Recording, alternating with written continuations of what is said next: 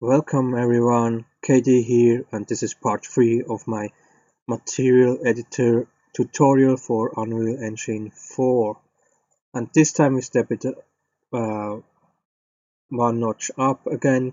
So in part 1, if you missed part 1 or part 2, I will put the links in the description. In part 1 I showed you simply the functions that the material editor has without importing anything from a third-party software like 3D modeling software or a 2D design software. In part 2 I showed you how you can use textures. I explained to you what type of textures there are and how you can use them differently with the material editor. And now in part 3 I want to show you how you can layer different types of materials over each other and create a new material with that. For this I opened another creature I'm working on. This is a sandworm enemy type for a fantasy type for a game that goes in as a fantasy thematic. And what I did here, when we go closer, so this guy's not finished, I still have to work on the textures and so on. But what you see here is we have the normal skin textures, and then we have here some sand texture that is kind of sticking on the body of this guy. And I made this with material layers and with material functions, and put these functions into layers and created a new material, the one you see now here. So for what else you can use material layers for almost everything. There are so many options. As example, you can use it for clothes with dirt on or with blood stains over it, or you can use it for a wall that is riddled with bullet holes. You can use it for a wet street with puddles of water on it. You can use it for a old building that is overgrown with ivy, and so on and so on. There are almost endless options you can do, and if you understand how layered materials work, and you take some time to learn the things I told you in part 1 and part 2, you can create really amazing materials without having to hope you find the right thing in Google, or even have to pay someone to create you the right material. So let's get into it. Okay, we are back here in the Unreal Engine tutorial editor, and you see here my textures I used for the tutorial part 2, and we will use some of them today too. However, we will create a different material. I also added a new block cube into the world, so I can show you the result of what we do. So first we add a new, here under materials and textures you will find material function. I call this base. We need two material functions, so I create the second one, and this I will call top. So that's in general what we need, is two material function, a base and a top, and I will show you later why. So I go into one of these materials, and we see here that's how it looks like. We have here a preview and here output result, and the output result we can then later use to create a material with this function. So what we add here is now a material attribute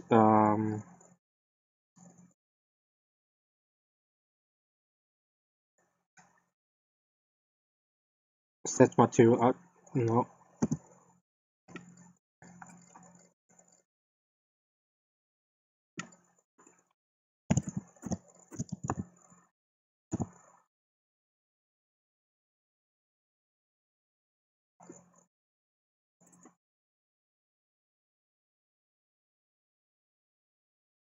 make material attributes. I'm sorry. I moved this one in, and here we see now we have the option, all the options we get when we also use a normal material, except that we have all the options. There is no difference between translucent and polar or masked materials. You can here put every material, for everything you can set an input. Is this a number, a color, or anything else? So I won't explain this in detail because this is stuff we made I showed you in part 1 and part 2. I create now a very simple material with a color. Let's do this red. No, wait, I have red and green. Let's use blue.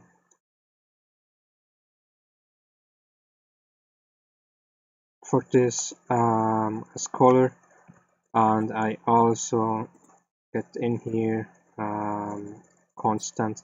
Let's make this a mirror so we see really the difference. So roughness 0 and specular will be 1, and I will save this. So this is kind of material like I showed you in part 1. For the top we take another function. So attribute make material attributes. Put this in here. Then here we take a texture sample like we did in part 2. So I will really do this fast because this is really stuff you can look up in part 1 and part 2 if you don't know what I'm doing here. And then let's do a second texture sample. Let's take our normal map in here. Set this here normal. So we really see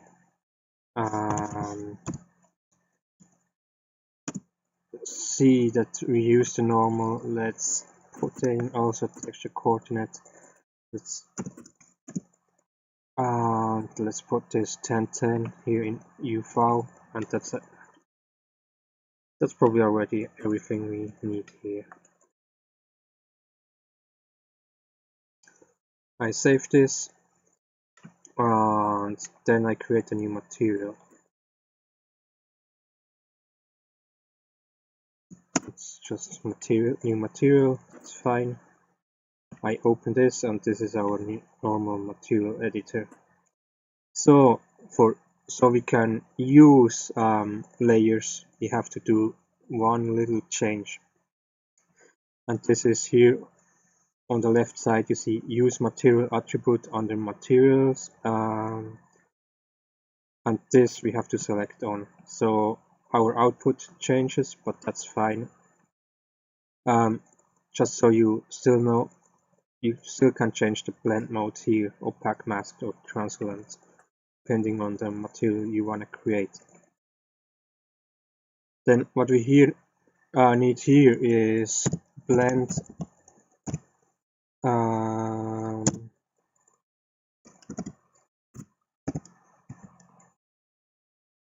material layer blend, that's how it's called, and we see here we have a lot of functions with material layer blend in it. And the reason is why we have so many functions is because so we can only blend separate material inputs we made in our material function, like only the color or only the normal map or only other material preferences we made. So just so you know, so you can make material layers that contains material preferences for different materials you want to use or different layers you want to use. However, if you just want to blend everything like we do in here now, you can just use material layer blend standard. In many tutorials you see material layer blend simple, but as far as I know, simple doesn't, you can't use everything with simple. I think normal maps are not working and so on, but with standard everything is working. So I put this in, and every other material layer blend looks the same, but it's just, like I said, using different material preferences you set up in your layer, and that's just what you want, something you have to know. With standard we just blend every single preference we created, and that's fine with this example. Maybe with another example you need something else. So we connect this, so now the problem is we don't have a base and the top material, and that's why it's complaining. So we call our material function here. No, that's okay, I'm sorry.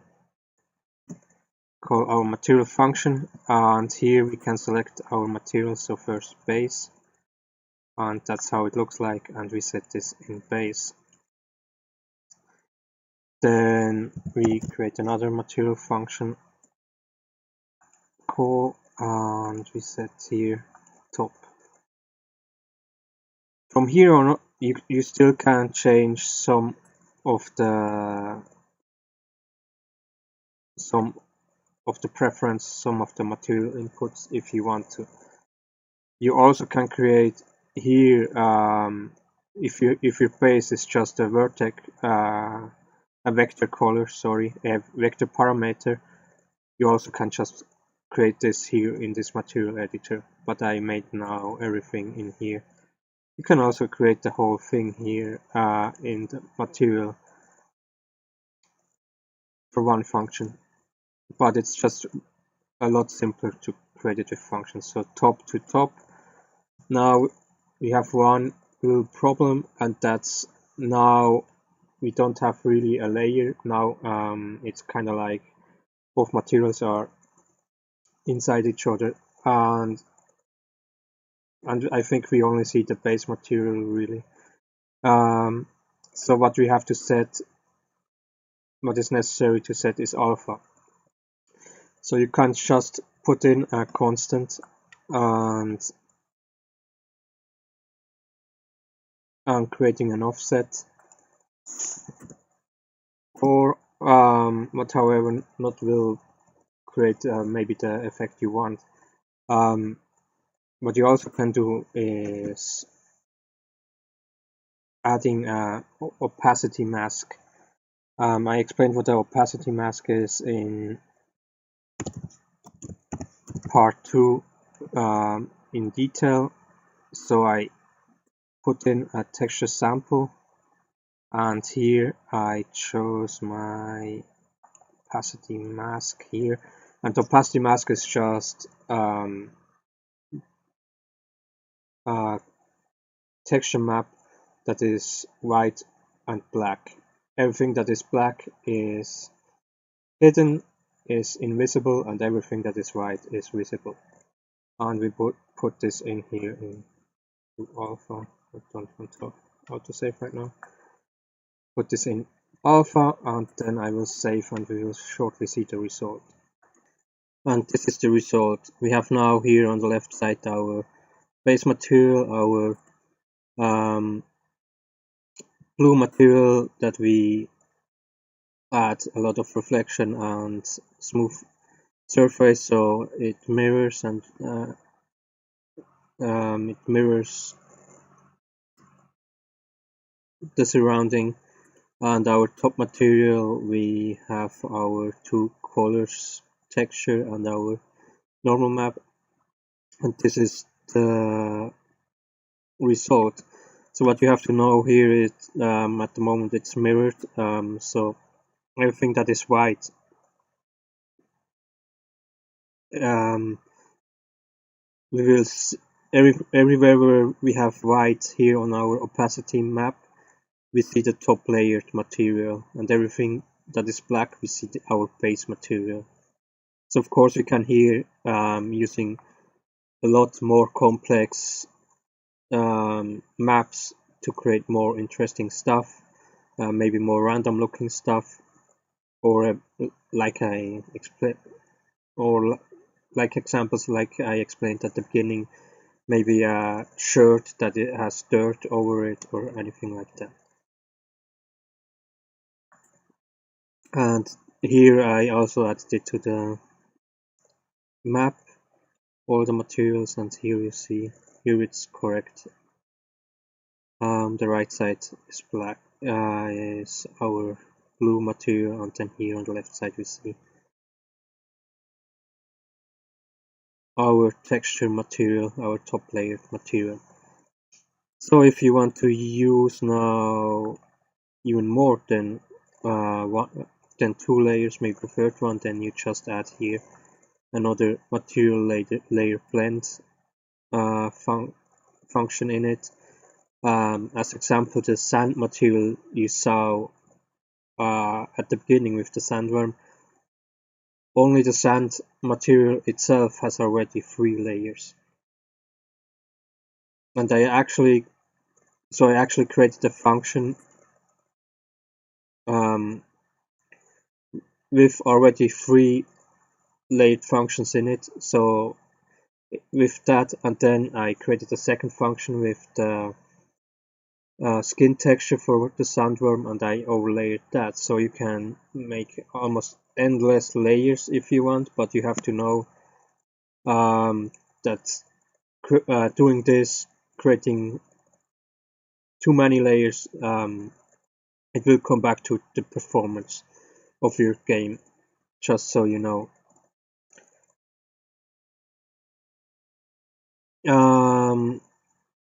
And with that, that's actually all I want to show you in this tutorial in part 3. It's a short tutorial, there is not too much to this, because it's not that complicated.